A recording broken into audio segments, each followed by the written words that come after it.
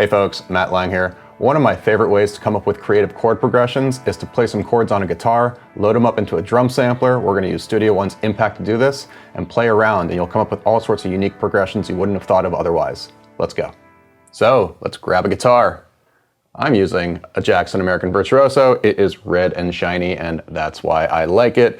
The amp is a Fender Tone Master Pro, just using a regular twin reverb, and you can use anything you want, whether it's a plugin. I find it easier to use an amp just because then I don't have to bounce it later, but do what you will. So let's record some chords.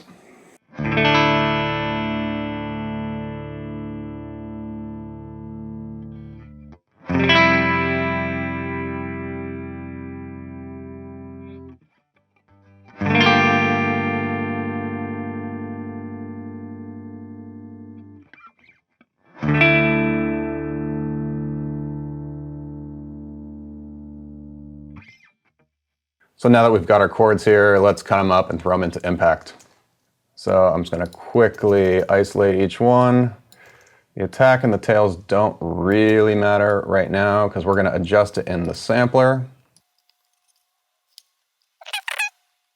I'm just going to grab an Impact, drag it in there, and let's take chord 1, put it right there, take chord 2, right up there, chord 3, up there, chord 4, and so on. So we have our chords in there.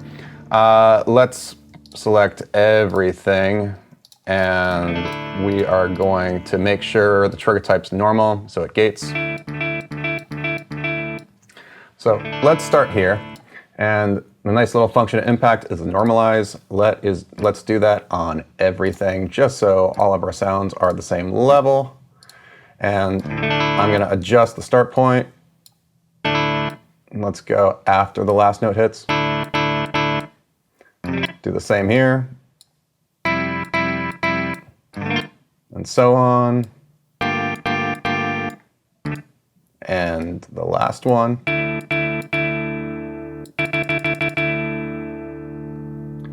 Now I want these to have a slower attack, so just in the amplitude envelope here, I'm going to pull this up to, I don't know, let's start with 284 milliseconds.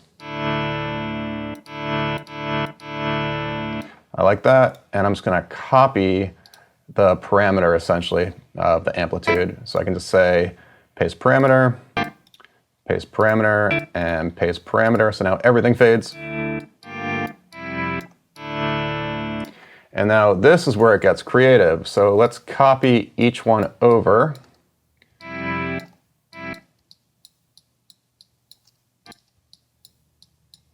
And then we're going to start retuning them. So for instance, there's our root. We don't want the second one to be the same tuning. What's the point? So let's bring this up a fourth. And let's bring the next one up a fifth. So 5 semitones. 7 semitones, I'm sorry. And let's bring the last one down 5 semitones. And let's do the same with this.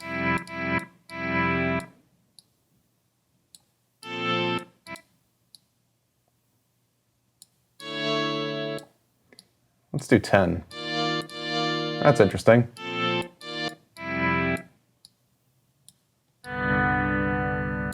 You can just play around with it, see what sounds good to you. It's all about creating opportunities to be creative. That's a nice, complex, very jazzy chord. I like that very much.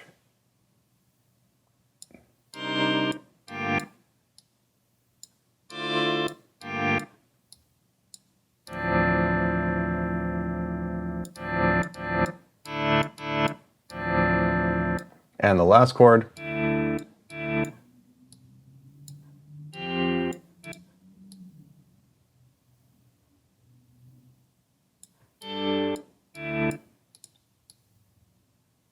Oh, let's go down to the flat 6 there.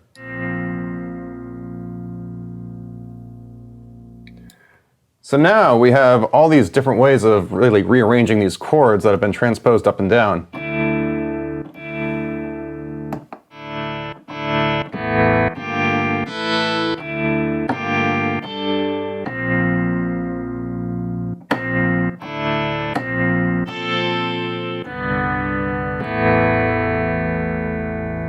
So that's a lot of interesting ways to come up with a nice new chord. Let's add a delay to it. I'm just going to use the PreSonus one, the analog delay, which sounds really good. And let's make it a quarter note. See how that sounds? Let's make it nice and wide.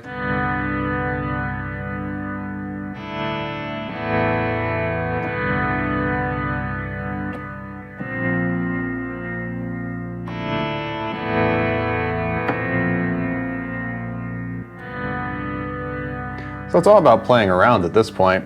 And I want to put a reverb on it just to space it out a little bit more, just because I love it so much. I'll use an eventide, but it's not about that really. It just adds a nice space.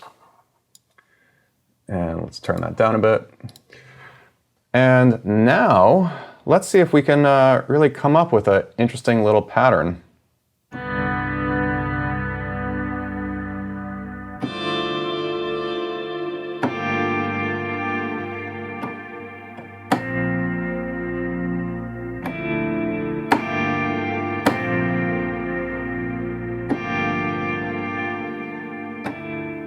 So I just programmed in a little pattern that I really like, and here's what it sounds like.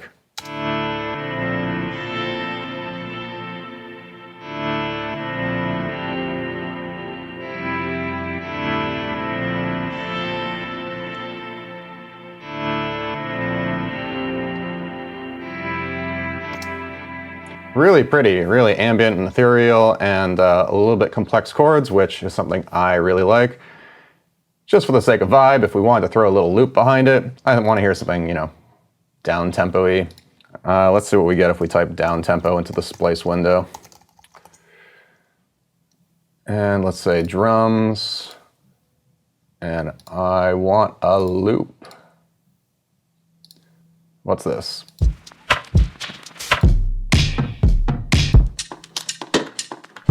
I like that. Let's try that out. And here's our thing with a little loop just to give it a vibe.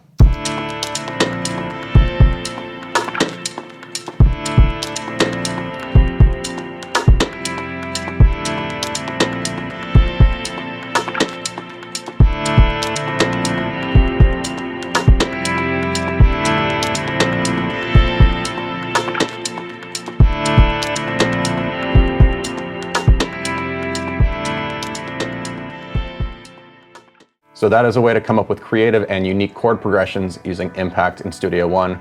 Go give it a try yourself.